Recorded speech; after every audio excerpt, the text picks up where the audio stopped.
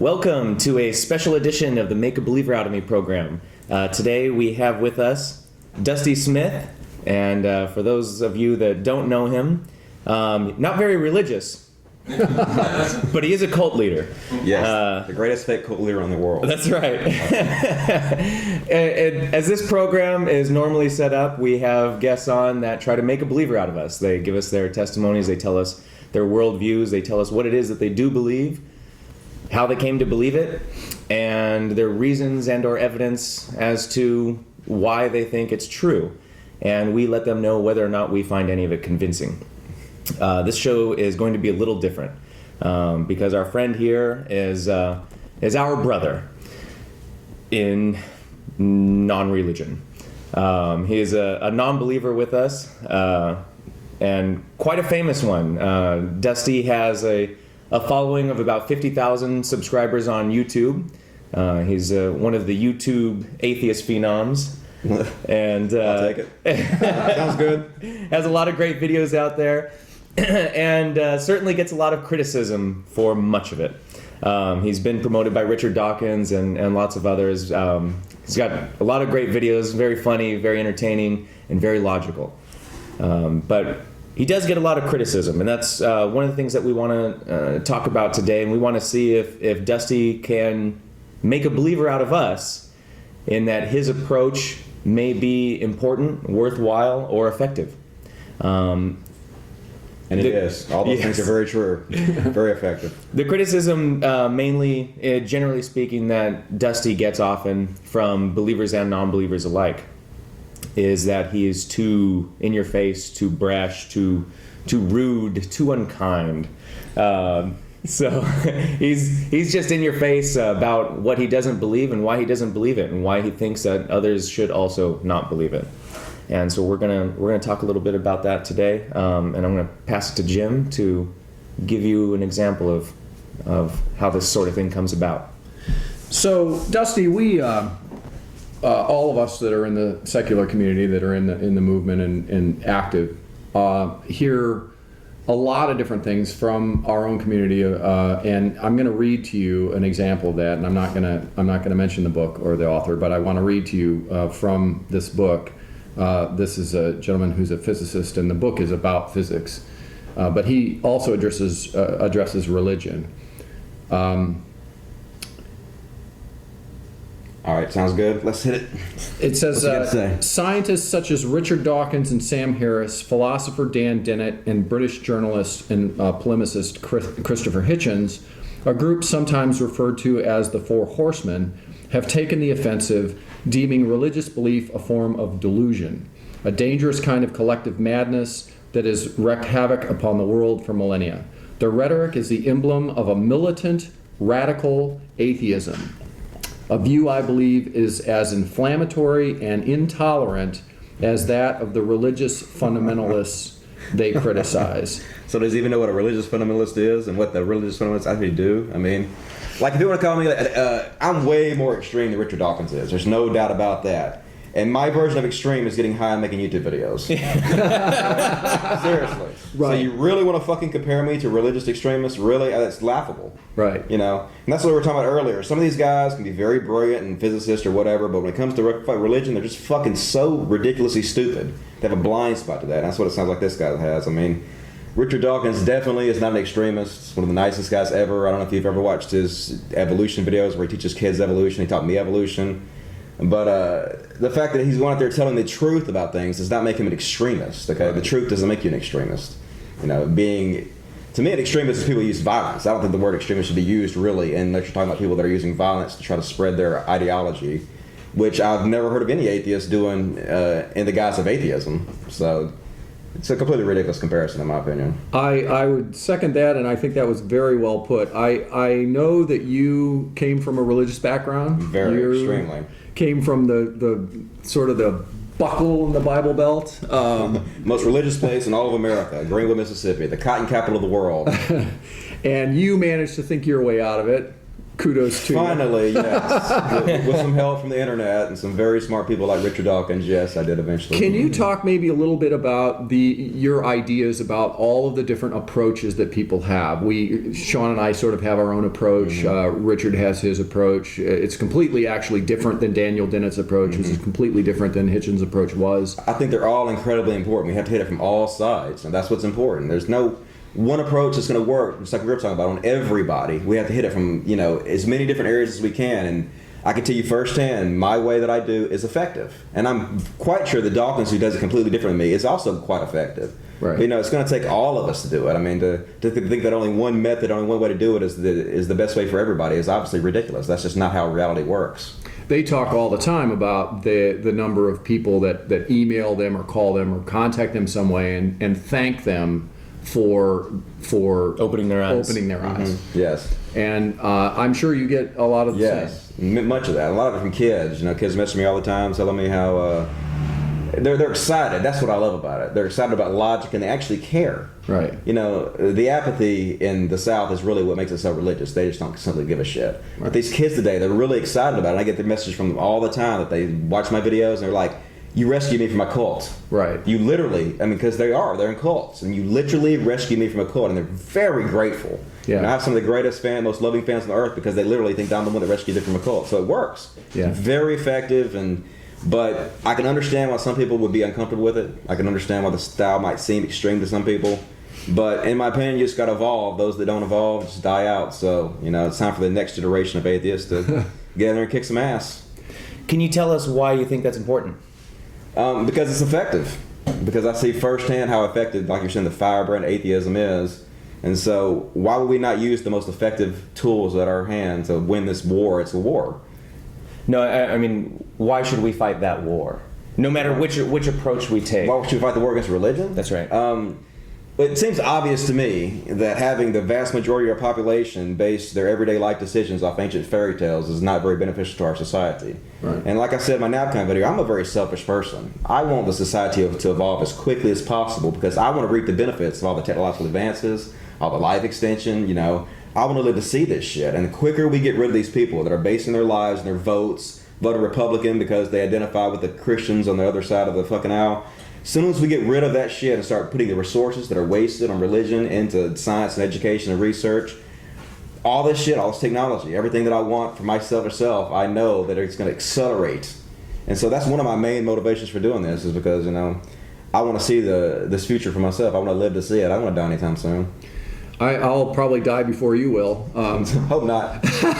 But I have similar feelings. I also feel, though, that part of my motivation is that I'm interested in having the rest of the world be able to experience those things as well. I think it'd be amazing to see the advances that we would make, for example, with stem cell research. This is one of those things that is entirely held back by religious organizations and religious thought. So for me, it's really important because I would like to see everybody be able to benefit from it. Well, I gave it a selfish, I get selfish standpoint, but I do want that I love every fucking body, man. Yeah. You know me? Yeah. I always walk telling everybody how much I love them because I do. I want everybody to experience this for themselves, and we can. I will have a video called A World Without Religion, and I talk about how we can all do this together. We can all experience this amazing shit together, but first, we have to move to the age of reason. Right. Move out of the age of believing in ancient fairy tales about primitive screwheads and basing our lives on this bullshit and move to where everybody bases decisions on logic and reason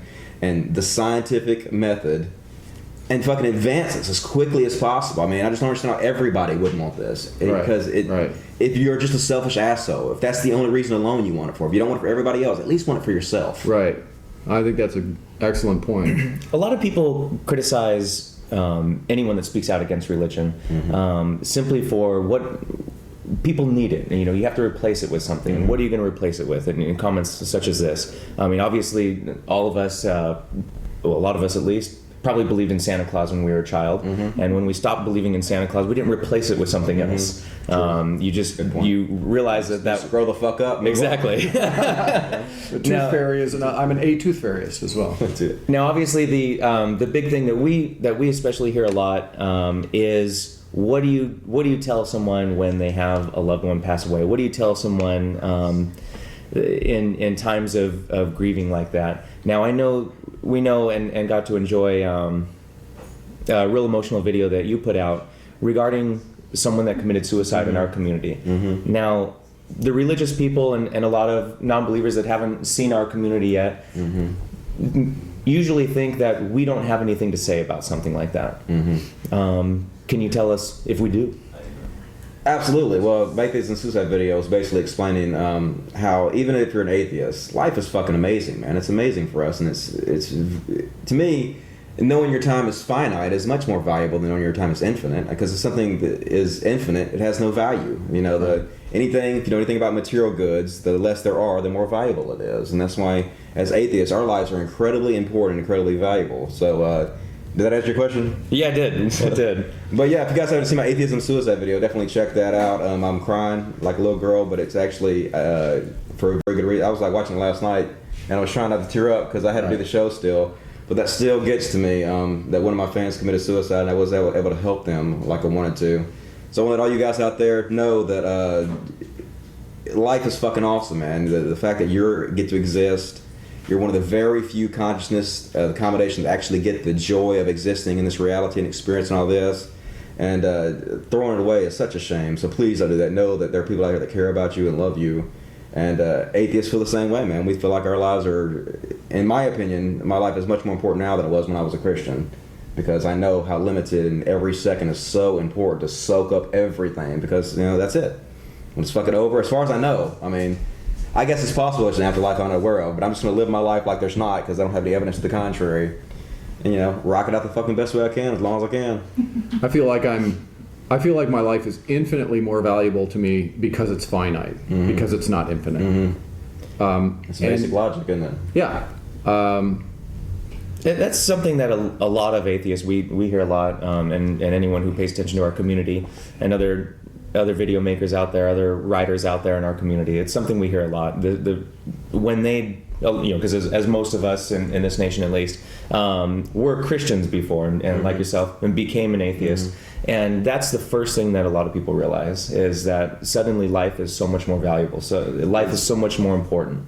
Well, it's like I said in one of my videos, I used to say when I was a Christian that if I was ever an atheist, I'd become a hitman. I would just kill everybody. I'd be like Grand Theft Auto. I really believe that. I believe without with God, life would be meaningless and there would be no reason to be moral. But of course, now that I'm an atheist, I realize how silly that was. You know, I'm more empathetic now than I ever was before. I have more empathy and love for people than I really ever have, because I understand. You know, I understand the reality of things, that we are really all just one and so alike. All of us, you know, want the same things in life and to be loved and respected. So I feel, like I said in one video, I feel so much more like Jesus now as an atheist than I ever did as a Christian. Yeah. I'm glad you brought that up, because we hear that all the time too. That's one of those things that people like to say in it.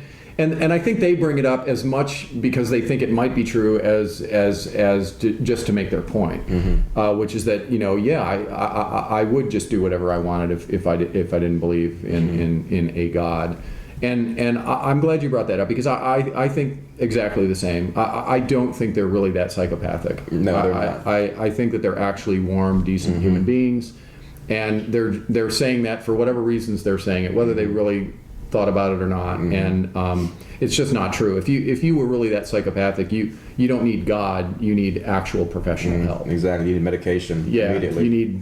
You need it right now, because religion may not hold you back. Religion, in fact, may grease the skids for you to actually go out and do whatever extreme thing it is you want to do. Because we all know there are plenty of religious people that are motivated to extreme violence by their religion. One of the best things to motivate you to do extreme violence. Yeah, and it's not that you can't be extremely violent without religion, but religion, it doesn't hurt. actually greases the skids. Yeah. So that's one of the things that I think needs to be pointed out, is that, yeah, there are a lot of people who are secular people who have done violent things and could do violent things, but if you have religion in your life, particularly the Christian religion, it actually greases the skids for you to go out and do whatever it is that you have an impulse to do. It does, because you get forgiven by Jesus, and you don't have to make amends to anybody you hurt.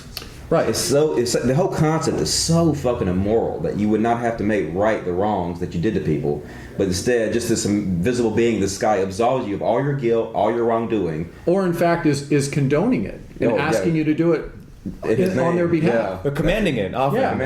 Yeah. Yeah, but it's true. I mean, what he was talking about, you take all the scripture away. Just the fact that so long as you can give your heart to Jesus, ask for forgiveness, that washes it all away. And that's been always the thing in my life that has personally bothered me, because I've seen plenty of religious people. I've known them all my life. Some are still very close to me, and I care a lot for them. But I've seen them do things, and they never went to the person that they did wrong to. Whether they, it may have been an accident. They may have realized later it was a wrong decision. But what they did is they took care of that on Sunday. They didn't go to that person and right that wrong. And that's so unbelievably immoral, isn't it? Yeah, we don't have that ability. I don't have the ability to just think it away. The more I think about it, the more I realize I need to go to that person, right that wrong. And at least if nothing else, it pains me difficultly, and I don't do that sort of thing again to anyone else. It's like not washed away that simple on Sunday. It's important because as a non-believer, if you can't absolve your wrongs through some mystical being or some ritual, and you actually have to, you'll actually, if you're morally intact, you'll have to be impelled to go back to that person and try to make that. And those times that I've had to do that, which are far too many, those are the most painful experiences that I've ever had. Those are the hardest things that you ever have to do. They're difficult, and it's much easier to do it the religious way. Yeah. And so I think it's a bit of a cop-out just to say that I can go to church on Sunday or whichever religion we're talking about and be able to absolve it through my deity. I think it's much more important to actually take the responsibility for yourself, take the accountability, and realize that there's no way that I can make this right except to go to that person and try to make it right. Do what you can. It may not work, but you have to make that effort, and it is incredibly hard to do that. Well, that's why they don't do that. People always pick the easiest way. Religion's definitely much easier. But like I said, it's incredibly immoral to do that. You can't just wish your problems away, wish that you didn't hurt those people, and you can't just expect to pray to Jesus. And I guess they believe that if they ask Jesus for forgiveness, then he will right their wrongs for them with the people that they hurt. But since he doesn't exist, that doesn't happen. So all you end up doing is making the world shitty. Yeah. So, stop being fucking shitty. Like the recent Boston experience, there was the Facebook page going around, and everyone was asking for prayers and sending their prayers. Please pray for Boston, pray for Boston, pray for Boston. And one person jumped up on their Facebook page and said, "What? Why don't you do something for Boston?" That person was not liked. But all of this kind of makes me want to say something. A lot of people do believe that atheists have no emotion. Once they don't believe in God, we're all robots, right? Not logical. No, once we realize that we are molecules in motion, the emotion doesn't affect us anymore. That we therefore don't care about anything. And I hope everyone watches the video last night of your presentation last night. Thank you again, by the way, for coming out here to San Diego and sharing that with us. But I wish we had a camera, and it was a mistake. And if you do it again, do it this way. Make sure there's a camera for the audience, because it was a room full of 120 roughly people, atheists, and half of us, me certainly in that half, crying when you had your. I was one of them there. Yeah, when you had your video. So we certainly feel emotion. We were laughing. Thank you. Before that and afterwards, we got to laugh a lot. It's like a slow ballad in the middle of my. That's right. Yeah, it was well done. It was quite effective. But it was a room full of crying atheists, and luckily we got. And to we're not laugh ashamed afterwards. to admit it. No. The only thing I'm ashamed of is my wife was sitting next to me. She wasn't crying. I was. What's up, pussy? His wife, by the way, is a saint, for those of you that don't know her. And so it's very ironic that Sean, of all people, would actually be married to a saint. Yes. I wanted to circle back around to something that Sean brought up earlier and get maybe, Dusty, your take on it. there are a lot of different ways that secular people approach the issue of consolation and death and dealing with that to the people that were loved ones. And there's a lot of really senseless death in the world. There's a lot of people that live really horrible lives and miserable lives and never really have anything to show for it. So I want to circle back to the question that he brought up once before, and that is, what's your take on how do you address people specifically that... I kind of dodged that, didn't I? Well... a little bit. But basically what I tell people is, I'm into memetics from, I don't know if you guys know Richard Dawkins, and sure. Memetics explains how thoughts transfer from person to person. But basically when I find out somebody's died, I'm more concerned about the loved ones. So the person who's dead doesn't know it. Right. So all my sympathy immediately goes to them because I know it's them that needs me. And I tell them that I'm there for them. And my thoughts are, my prayers, my thoughts are with them. If they need to talk, I'm willing to talk, and that their loved one is still with us in our memes, our thoughts, and that just has to be good enough. Yeah. Carl Sagan's wife, I wish I had her quote here, but she has a real long thing where she talks about her husband and no one should never see him again, and it's so unbelievably beautiful. When she speaks about how they got to have that moment of time, that blip of time in their lives, they found each other and got to share it with each other. Beautifully said, but that was that always makes you tear up too when I read her work, because I'm such a Carl Sagan nerd. Yeah. There are so many people that have spoken out about this issue, and they all have slightly different takes on it. The thing that's maybe hardest for people who haven't thought a lot about it is we do a lot of shows and have a lot of contact with people who do ministry, so that they're basically in the worst parts of the world and in the worst parts of various different countries, dealing with those people who really didn't have much of a life and who were miserable most of the way throughout their life, and they want to be able to say to whoever it is that loved that person that there was some meaning to that life, and that there's something beyond that, because they really, there's nothing you can say about them that would make anybody believe that they actually had a decent life. Many of us are lucky enough to have been born into a Western society, and we have relatively decent lives.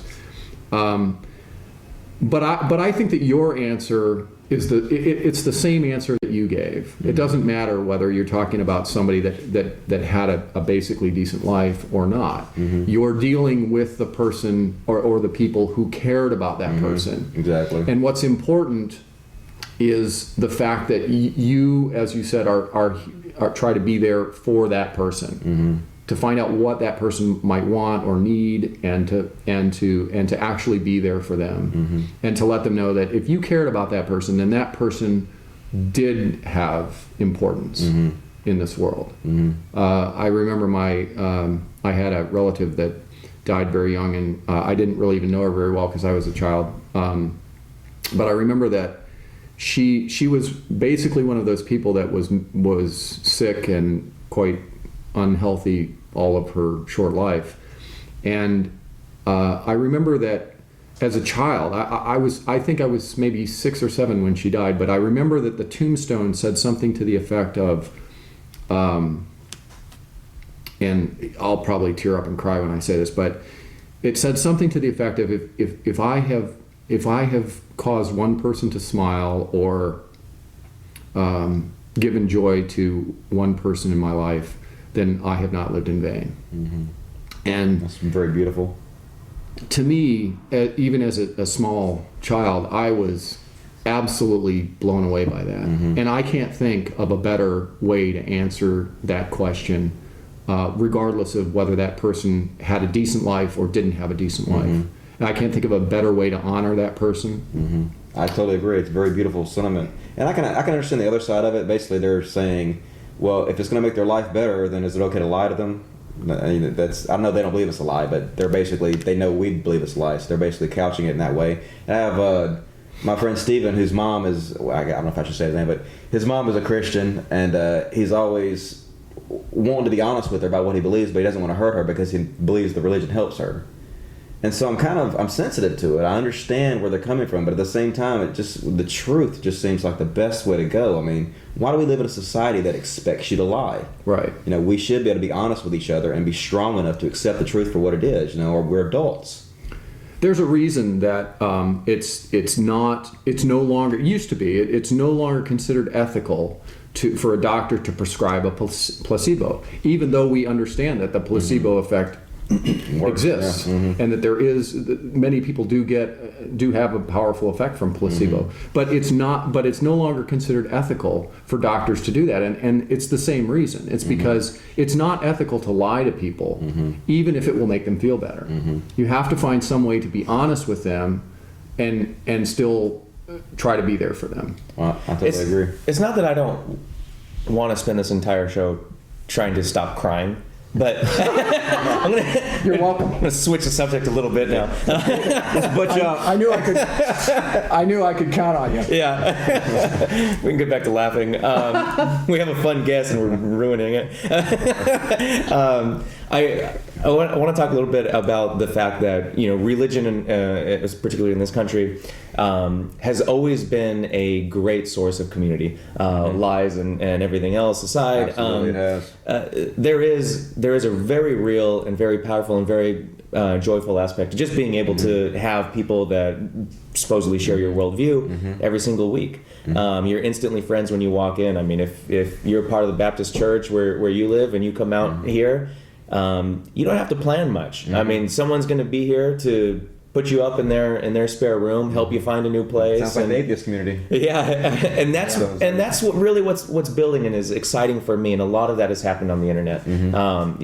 We joke accurately that the internet is where religion goes to die, and it does. And you've been a dramatic part of that. You've been a powerful part of that, and we thank you for it. By the way, yeah, I'm kicking the balls. But we do have, Jim and I work with the local community here quite a bit. We do a lot of events here to have community, to make sure that there's always something going on for people to get together and have that. You guys are killing it. I love what you guys do. Well, you do something obvious. I mean, we don't have 50,000 people. We've got 50 that show up to any event. We've got my parents that watch the show. Right.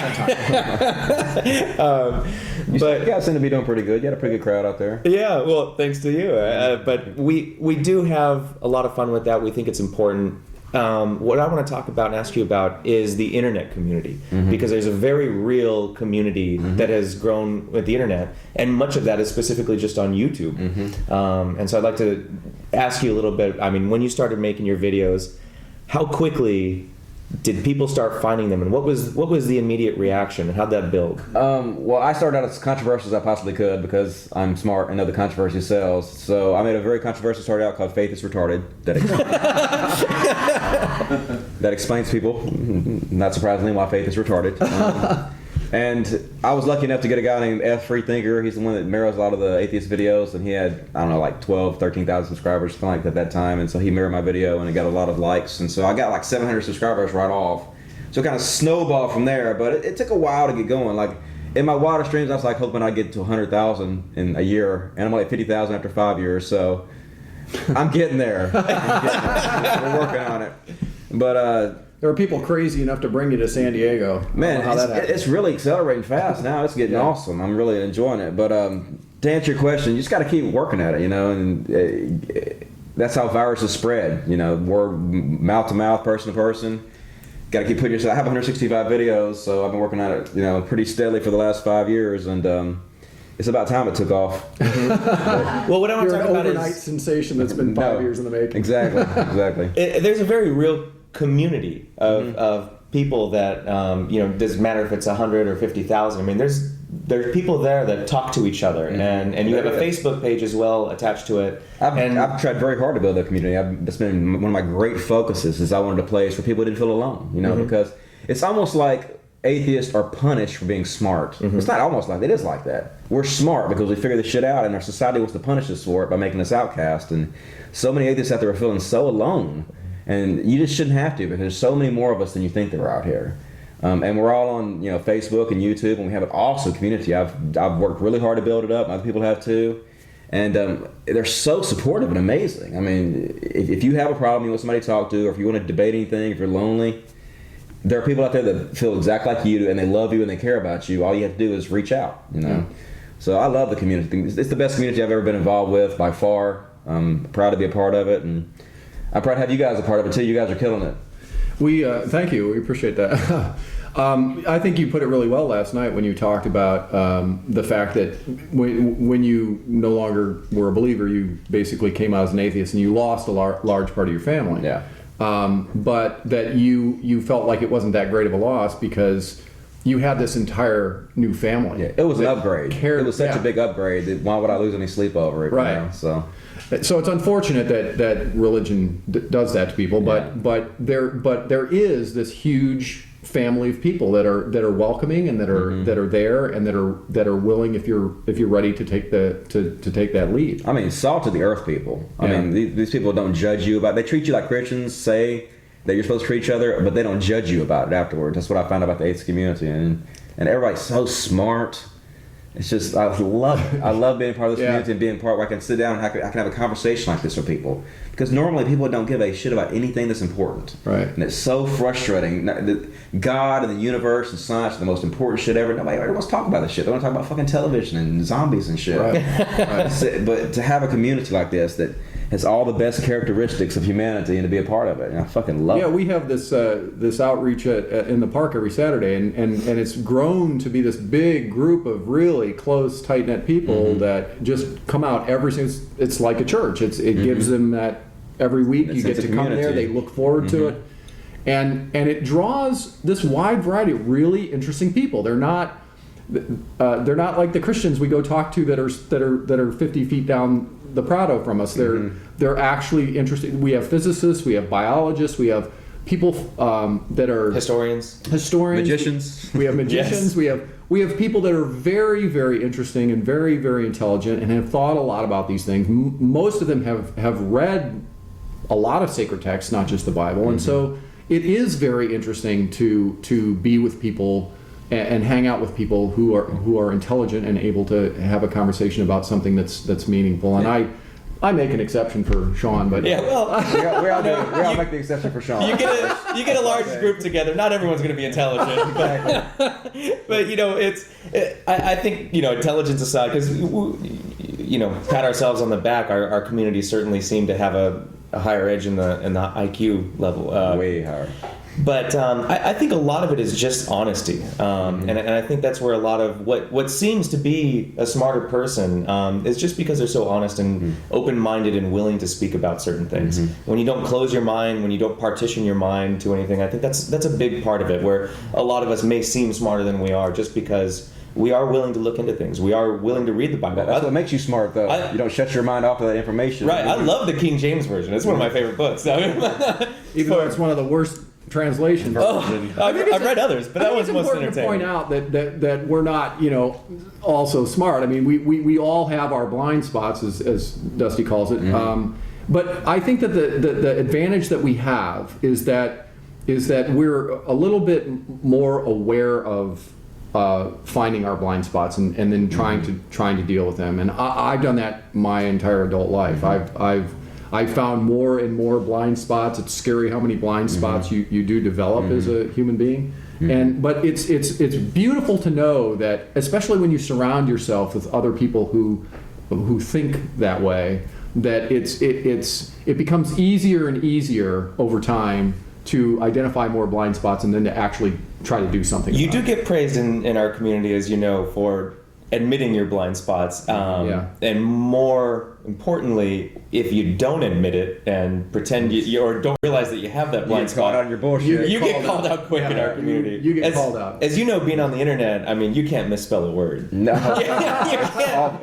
I can, but I get a lot of shit for it. In our community, I mean, you can't have a misspelling. It doesn't matter. To me, that's great. That's intellectually stimulating to me to have to sort of almost try to hold myself to the higher standard, because iron sharpens iron, man. Yeah. We work on each other to make ourselves real sharp. When we were in the park yesterday, the outreach, I went and spoke to one of the gentlemen at a Christian booth, and we had a discussion for a while, and his final argument was to me is, And he did it like this with the air quotes. He said, "Well, you know what? You're just intellectual." That was weird because he said it in an offensive way. But I bet you're educated. I didn't really know how to take it. I bet you read. Yeah. I know. Well, we got the same thing on our panel discussion that we did. Is that they accused us of being, more educated, and to me that's just a compliment. I should think that they would get their own hint. You know what your problem is? You're way too handsome. Yeah, that's the reason why you're getting all those women. Yes. They're just too handsome. But on your Facebook page, how many people do you have on the Facebook community? I have 5,000 on my friends list because it's as high as I go on Facebook, and then there's 3,500 people following me, and then we have a group that's got 3,500 people in it. And where are those people located? All over the place. I mean, all over the world. I have a lot of fans in Australia and Canada. It's all over the world, man. But you just realize how many young people there are. That's great. That's really what excites me is the kids are getting excited about it. They're going to take over for me eventually, so got to get them knowing about Carl Sagan and evolution and shit so they can make it interesting for the next generation, because that's really the key, is to make this shit cool, make the kids want to learn. I love the videos you do where you point out those mentors, those people like Carl Sagan, those people like... I'm trying to make them cool, man. That's why we don't need to do that. Yeah, definitely. That's what I love about those videos, is that you're making those people even more interesting for the crowd, the up and coming crowd. So that's exactly my intent. I want to spread their memes. Richard Dawkins has his meme, and Hitchens has his meme, and James Randi, and they need to be spread, to the youth. So they need to be what's cool. It shouldn't be fucking. I mean, I kind of like Kanye West songs a little bit, but Kanye shouldn't be cool. Kim Kardashian shouldn't be cool. Right. None of these motherfuckers should be cool. It should be Carl Sagan. It should be Richard Dawkins. It should be Dusty Smith. Well, I have that problem when I get onto YouTube and I see, any of these people and they're in a long hour and a half conversation or some sort of discussion, Neil deGrasse Tyson, and I do this thing where I just want to watch a few minutes of it, but I can never just watch a few minutes of it, and so I get to the point where I've watched an hour of it and there's still a half an hour to go, and I go, oh shit, I'm really late for something. I got to get the hell out of it. It's addictive. So I'll just watch another 10 more minutes, and then it's really hard for me to stop watching some of these people. So I think it's great that people are out there, and I think it's great that there's so many different ways that this is being approached. Well, unfortunately, I think you're in the minority because you're intelligent. A lot of people don't want to sit down and watch an hour-long video, and it's very hard to get them to do that. But if you do it in bits and pieces, a 5-minute video to tell them why that guy's cool, then they'll go do it. You got to kind of soften them up first. So. Yeah, you do that very well. You just do the 10 to 15 minute videos, and I try to keep it. I looked at my statistics, and most people's attention spans are 3.5 minutes. Yeah. Unfortunately, they shut the video down to 3.5 minutes. So I try to keep everything I can below 5 minutes if I can. Yeah. So. Seems to be working pretty good. If you're making YouTube videos, keep it 5 minutes, people. We have that problem with this show. Sorry. We always do an hour and a half, and we're well aware of the fact that might be beyond people's attention span. What you should do is make a separate channel and just have the best of the show and break it down in little 5-minute segments or something. I'm just glad you mentioned this well past the 5-minute mark. Exactly. So we're here now. That's what an asshole I am. So if you're still watching this, congratulate yourself on your intelligence. That's quite true. Your attention span is much higher than average. Yeah, it is bothersome. You watch a video where Lawrence Krauss is giving a lecture on absolute, cutting edge physics, and it's got 100 to 1,000 views, and then there's really cute, but it's a kitten. Billions of views. Cat playing a keyboard. Right. 100 million. What do you think? Because obviously there are, as we mentioned before, there are a number of ways to go about anything. We in the atheist, humanist, skeptic movement, there are a number of different styles out there. There's not one right way to do it. You've obviously been certainly built yourself as you're certainly a niche. No one's really doing exactly what you're doing, not that I know of. And you're certainly successful at it. You've got a lot of people watching. You've got countless, as we spoke of before, countless people that have sent you their thanks because they were theists before, and you helped them open their mind. What do you think it is about your style? What is your style, first of all, if you can explain? if you try to do anything, if you try to make yourself something at all, what would you say that is? If there's something that you try to stay to, what would that be? Well, when I first started my channel, I basically wrote a whole, I guess, mission statement on what I wanted to do, and I pretty much stuck very close to that mission statement. It was that there are all these intellectuals in the world like Dawkins and Michio Kaku and Sagan, all my heroes, but their message is so intellectual that the masses cannot absorb them. So I wanted to take their messages and then almost like translate it into a way that the masses can more easily absorb it. And I learned the best way to do that was to make it funny. You know, who was it said that if you want to tell people the truth, make them laugh or they'll kill you? Yeah, right. And so I want to almost trick people into learning by educating them while they learn. So that's kind of my style. But it's very in your face, it's very hardcore, but that's what makes it funny, because I'm trying to say what everybody else is kind of thinking, not everybody, but a lot of people are thinking but can't say, and it's very therapeutic when you watch me say all the shit that you wish you could say to people, but you can't. I get that a lot. People are like, oh man, I watch your videos because I just want to say that so bad I can't. It just makes me feel so much better to hear you say it.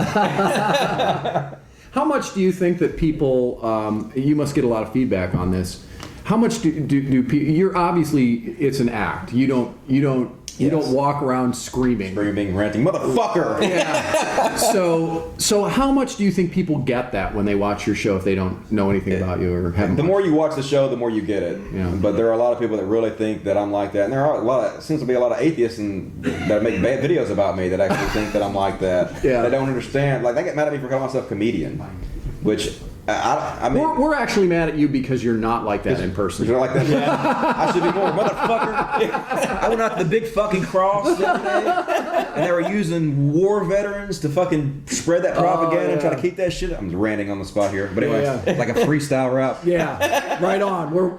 We got your back. I'm generally very laid back. I'm a laid back stoner, and I consider what I do art, and so I kind of just make artistic videos, and some people dig it and some people don't. And I understand that art is very subjective. Right. Well, we appreciate what you do, and we certainly appreciate what you're trying to do. We appreciate the intent and the effort. Yeah. Way to try it's there, all buddy. in the effort.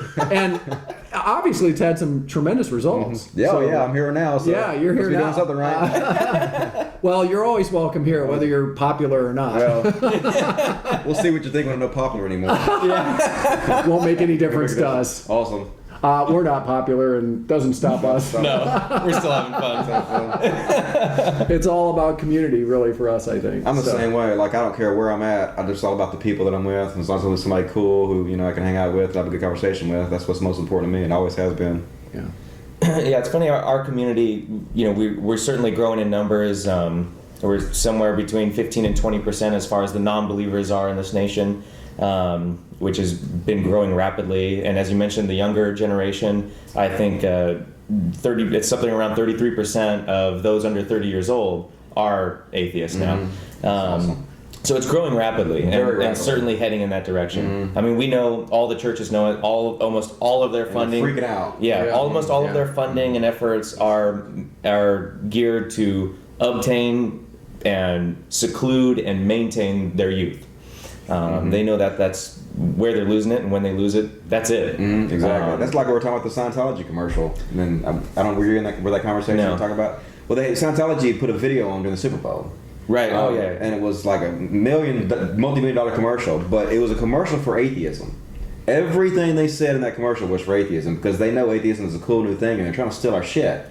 Right. And so I took that video and I basically cut off the end where they said it was about Scientology, and I just stuck atheism at the end of it. And I put it on my website, and they got 1 million hits, like went viral. And then they threatened to sue me and got it taken down. But it's still up there. If you go look, it's called Atheist Super Bowl Commercial. I'm the one that edited that together, and you can find it out there. But you can tell they're freaking out and they're stealing our shit.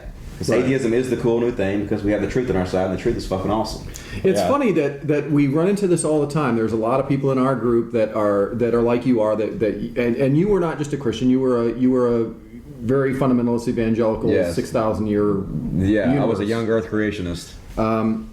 And it's really funny how this is a one-way street. The religionists like to talk about the way that they know all of these different atheists that have converted to Christianity. But the truth of the matter is, if you were not a believer and you you converted to Christianity. The truth is, in every case I've ever seen, that you weren't really thinking very much about it. Exactly. But those people... You never actually called yourself an atheist. Right. And most of the time, people who have become Christians will tell you that. I didn't even call myself an atheist. I didn't think about it. But going the other way, there's a one-way valve there. If you actually study and learn and read the Bible or read whatever sacred text and learn about science, that's a one-way street. You don't come back. No, you can't go back. It's like unseeing a color that you've seen, unhearing a noise. You can't do it. Once you know the truth, there's absolutely no way to go back into a cult. Because you realize you're in a cult. Yeah, because people are telling you your entire life that that the universe is 6,000 years old, and that evolution is a lie, and so you realize by the time you're a teen, geez, I could make a name for myself. It should be very easy. It's obvious that evolution is a lie, and so I'm going to get into the scientific community and I'm going to prove it, and then I will be rich and I can rid the world of this horrible lie called evolution. And they slide right down that slope, and then they come join us, and that's completely a one-way street. I have never seen anybody go back the other direction. No, it's me either. It's impossible to realize that you've been in a cult all your life and then just want to go back and join that cult again. Yeah. Like, once you're out of it, it's so obvious. It's like, what? How did I not ever see this word? It's like the planet's nose on your face. So it's actually very humbling. When I left the Christianity, I was like, I was wrong about this. What else am I wrong about? I could be wrong about fucking anything if I'm wrong about this. Yeah. So it has to have a way to humble People you. are completely identified with it, and that's what makes it hard for them to even think about it. To give up, yeah. The people that come up to us that are most angry that we're just even in the park, those are the people that are most closely identified with it, because the fact that we're even there threatens their identity. Yeah, exactly. You're threatening their whole and being. So I'm sure you hear about that a lot too with what you do. I get lots of hate mail, so you guys know that. It's all day long with the hate mail. Yeah. I'm still getting called fat. That's do you do any of the Richard Dawkins stuff where he reads his hate mail? Yeah, I think that'd be great fun. I got one called People Hate Me. I've done that. It's pretty funny. And just read it the way they write it, which is usually with horrible grammar. I actually copy and paste it, and I read it exactly like they write it. That's awesome. It's pretty funny. One of my favorite videos of yours, it was one of those ones where the topic that you were discussing, as soon as the video started, I was like, yes, because it was the History Channel's Bible series, and that was one of those moments where I think I was like the people you were talking about, like, oh, thank you for saying that. Although I also said that, just not as good as you. It was brilliant, by the way, how you said that the History Channel is to history the way Dr. Pepper doctors are to Dr. So Pepper. Good. Yeah. That series I had to watch, being the militant atheist that I am. The Bible series on the History Channel, I had to watch. I didn't know which way they were going to go with this. I didn't know how accurate they were going to be, and I just wanted to watch it. And I watched it, and the whole way through it, it was so dishonest, and it was so dishonest. They get to the story of Sodom and Gomorrah, and they skip all the good parts. Like the town wanted to rape the angels, and Lot said, "Oh no, please, not the angels. Here, I've got 2 virgin daughters. There you go." They leave rape them. They leave that part wasn't in there, and I love your commentary on how the angels were turned into ninjas with man-made swords. They were man-made swords, and like the Matrix. And, it always seems to me odd how God's emissaries are not capable of defending themselves. Yes. They have to worry about people trying to rape them. That's just amazing to me. Yeah, and then when they leave, they leave Sodom and Gomorrah. Wife turns into a pillar of salt for naturally looking back at the disaster. And then they go into the cave, and the daughters get Lot drunk so that they can give him a baby. Somehow, it went right to commercial, and they never finished that part. They never got to that part. It's funny how they cut that out. Yeah. And so this is one of the things that I appreciate that you do. You've called them out on that. What are your... And you've got a lot of different types of videos. Some where you're just, giving your thoughts. Some where you're talking about your history and how you came out of it. Some you're talking about the heroes, like that you were saying, Sagan, Dawkins, and so forth, Randy. And some you're looking at things in real life and calling it out for what it is. What are your most popular types of videos, and what are your favorite to do?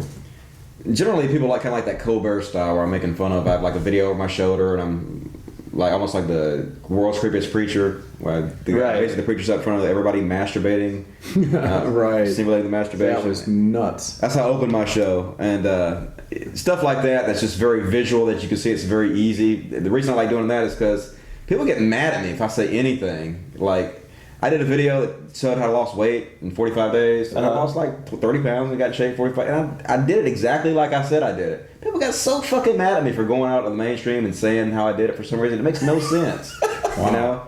And I got so many unsubs for that. So I kind of like doing the ones that are the crowd pleasers, I guess. I don't want to sound like a sellout, but I kind of like those, like the even Christian kids are liars, where I was making fun of the kids in the thaw and stuff like that, and the chick track ones are my favorite ones, right? Because I'm making fun of the chick tracks, but really it's about the material that I start with. If I have really good, funny material to start with, the videos are going to come out good, and then if I don't, they're going to be so-so. So those are probably my favorites. The ones that the material is really good for.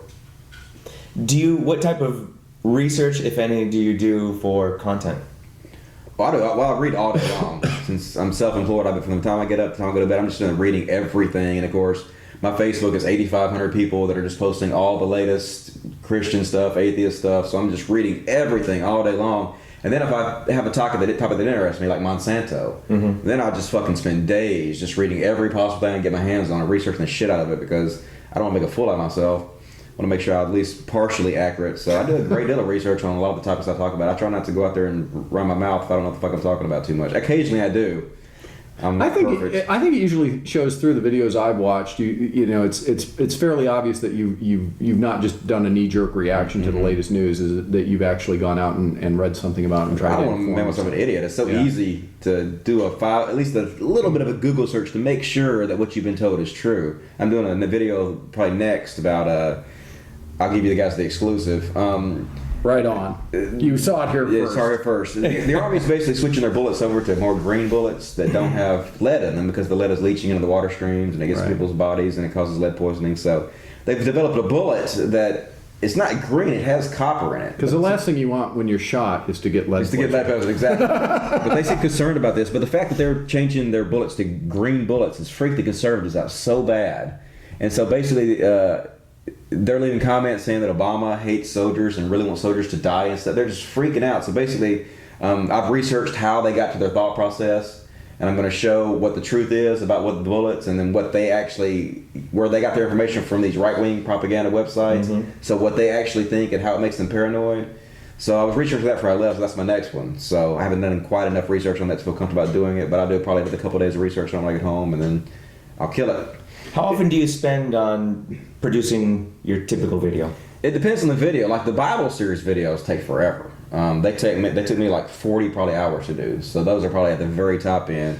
Quick videos I could probably put out in 5 or 6 hours. It takes way longer than people think it does, because you have to film it. First you have to think about it. I like to think about what I'm going to talk about for like days ahead of time. I like to be really thoughtful about it. And then when you kind of get an idea of what you say, then you have to act it out, and you have to edit it down, and even the rendering process takes hours. So making decent content takes far longer than people can even possibly imagine. It's like a job. You have to be dedicated and willing to put the time in to do it. But I would say probably the average video, probably 8 hours, something like that. So you probably don't have a typical average number of videos that you do over a period of time, or? I always have like a number that I want to do, and I'm always too lazy to ever do them. I'm way lazier than I should be. I should be cranking out at least one. Well, you're welcome in this house anytime. Right in. Yeah. But I should have 1,000 videos by now. But I'm a lazy stoner bitch. So 165. What you gonna do? I'm working on it. But they're good. I try to put quality over quantity. You know, sometimes I don't meet my standard, but I have a pretty good success rate of being, have solid work, I would say. Have you ever put a video up and received criticism on it, whether something you put out there was inaccurate or maybe said in the wrong way that you decided to remove completely? I'm trying to think if I've ever removed a video. I don't think I ever have removed a video. The Black Christians or Uncle Tom's videos, it was very, very, and I was like, you know who Steve Hill is? The comedian Steve Hill? I've heard of him. Yeah. Real tall guy. Anyway, he's a black friend of mine. He was over today. He came over to Dan's house, hung out with us. But the black community was really supportive of that video, and he was talking to me about it, saying how much he loved that video, and I was like, the white people didn't like it. He was like, fuck them. The white people hated me for that video. And it was so weird. It was like, I don't know if it's white guilt or whatever, they got mad at me, but the black people loved it, man, because I was saying, they were like, we've all been saying this, thank you. Finally a white guy saying what we're all thinking. Right. So, but the atheist community, a lot of the trolls in the atheist community, and we're kind of going to talk about the atheist community getting along together and trying not to squabble amongst each other. Mm-hmm. But there was like a dozen videos from other atheists made that were trying to put me down for that video, and they were nasty. They weren't just about that video. They were my character, just vile stuff. And people were and a lot of people want me to respond to them, make a response video. But no, I'm not going to do that. For one thing, I don't answer to you. Right. Okay. Why would I? If I was going to answer to somebody, it wouldn't fucking be you. But there doesn't need to be division in the atheist community. I mean, there's already a little as there are. So we need to be more united than divided. So I'm just going to brush it off my shoulder, not really pay attention to them and do my thing, because there's much bigger fish to fry than answering my haters in the atheist community. But at the same time, nothing should be sacred. Everything should be questioned, including me. That's right. And so I don't blame them for questioning me. I definitely should be, but I got better things to do than fucking squabble with you guys over this shit. Religion's a much bigger problem than you guys. So I just say kumbaya, let's all fucking get along and whoop some ass together. Yeah. Obviously, in any movement, as it grows to any more than 10 strangers, you're gonna have some angry people. You're gonna have some foolish people. You're gonna have some mistaken people. You're gonna have some ignorant people. So as we've grown and grown, obviously we seem to find these people. Every group does. Yeah, I mean, no matter if it's a religious group, a political group, it doesn't matter what it is. We've got a large movement, a lot of people talking, and a lot of us have big mouths. I think there's obviously an inherent difference in our community, in that the majority of our community, we are naturally not joiners. We're not followers. We disrespect labels naturally. We're mavericks. Yeah, for better or worse. We're not followers. We're not followers. So, this seems to happen a lot, where we do come up with different ideas and they are challenged. I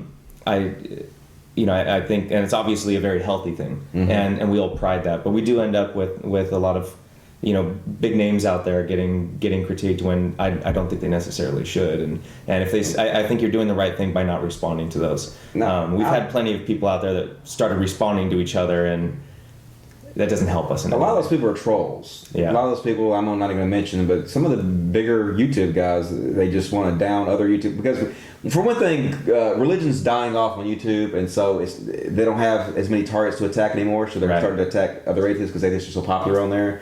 So they think if I go attack Dusty, it'll get me attention, and people are going to watch it, and he'll probably respond to me, which will give me more attention.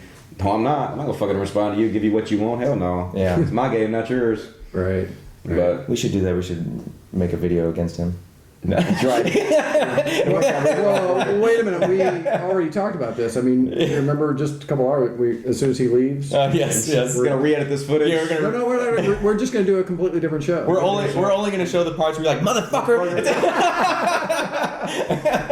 See? This is what he is.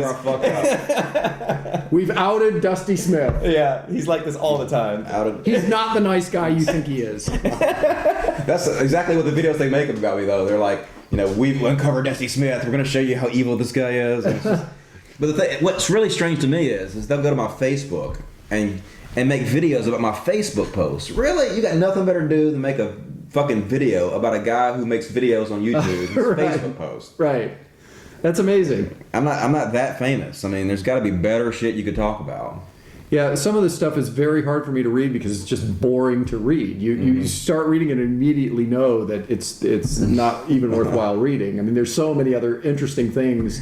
YouTube is vast, and there's lots of cute kittens doing weird tricks, but there's plenty of really good, long, interesting shows with Tyson or with Dawkins or with the old Hitchens videos, and a lot of newer people as well. And so I'm in that camp that I find myself just shutting out a lot of the noise and trying to. To me, it becomes white noise. I get so much criticism that if you focus on it or you try to answer it, I would never do anything else. Literally, if I try to focus on my criticism or answer to people, so you just have to shut it out, move on, and keep making your art. And if people dig it, they dig it. If they don't, they don't. There's nothing you can do about it. Do you you started this about 5 years ago? Mm-hmm. What gave you the idea to start doing this? The Amazing Atheist. I'll say one thing about him. He was my inspiration. I saw how successful he was, and I was like, well, shit, I can do that. I'm not trying to diss him, but I was thinking that there were things that need to be said that aren't being said in the way they need to be said. Right. Somebody needs to say them. Why the fuck not me? I can do it. Right. And so that was really the inspiration. But his success, I very much admire his success, and he's got. Even today, he's like 400,000. I only have 50,000, so he's still kicking my ass in that. So, right. I really respect the numbers he pulls down. How long has he been around? He's been around at least several years before I was, because I know he already had a really good base before I got on there. So I don't really watch too much of his stuff, but he kills it, with numbers wise, definitely. So I respect it was pretty much the one guy. It wasn't a series of other people. Yeah, there were other people too, but he was like the main one that let me think that I could compete in that market. So it gave me the confidence to try. But it's great to see people doing what you're doing, because I think it does give. The more people that are out there doing it, the more people see that, or maybe think that, I could do this too, or I could find their own little niche that they could fill. And I'm always trying to get people to make videos. Like whenever I meet somebody that's high quality, I think's intelligent, I'm always like, you need to get your YouTube channel. You need to start it. Even if you don't have a huge following, at least you'll make a nice little bunch of friends in your little community and stuff, and you also raise your status. Which is cool. People will respect you more when you put your ideas and stuff out there. People don't seem to respect us anymore.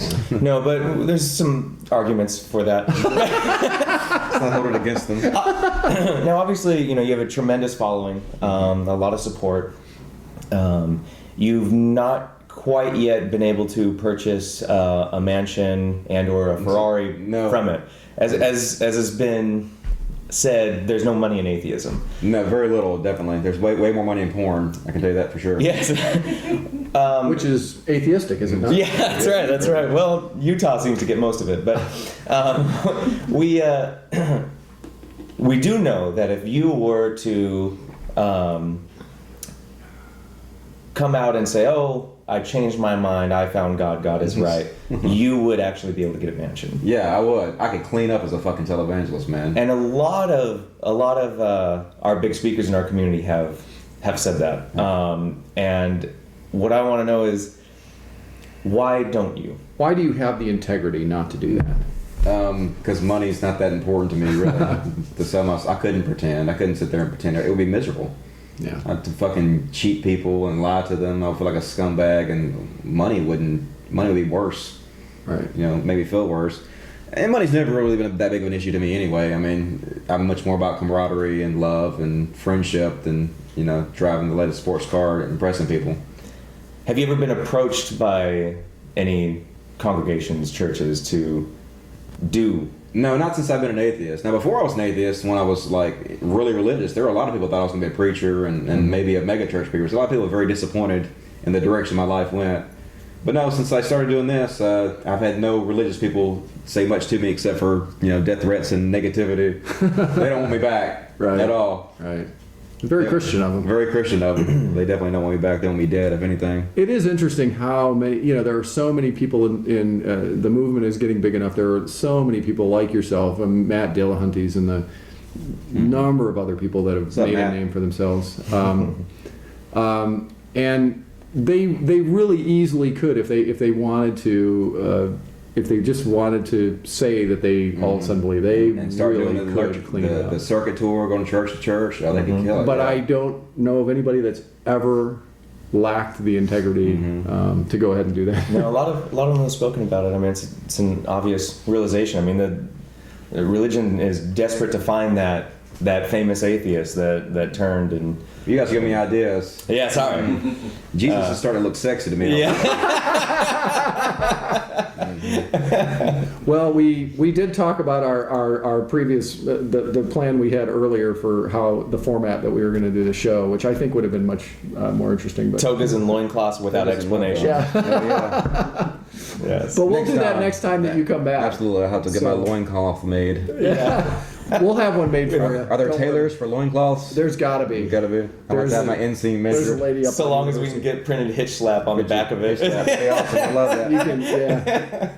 Get your shirts at thecultofdusty.com. Cultofdusty.com. We want to really thank you for coming out, Dusty. Hey, I want to thank you guys for doing what the fuck you do. Can you please give our viewers, obviously we'll put it on the video, but let them know your Facebook, your YouTube channel. YouTube channel is Cult of Dusty, the greatest fake cult in the history of mankind. You can also find me at /Cult of Dusty on Facebook, which we have a huge community that's growing there. You should come join us. And I'm Cult of Dusty everywhere, dude. I got that shit locked down, so. You want to Twitter me, want to follow me on Facebook, YouTube, Cult of Dusty. Love you guys, and I want to see you. You know, you guys should come check me out. I'm very talented and do great shit. Thanks very much, and we just want to thank all of our viewers for watching, and just remember, logic. Logic. Right on. Awesome. Thanks, guys. I appreciate it. Thank you. Thanks very much.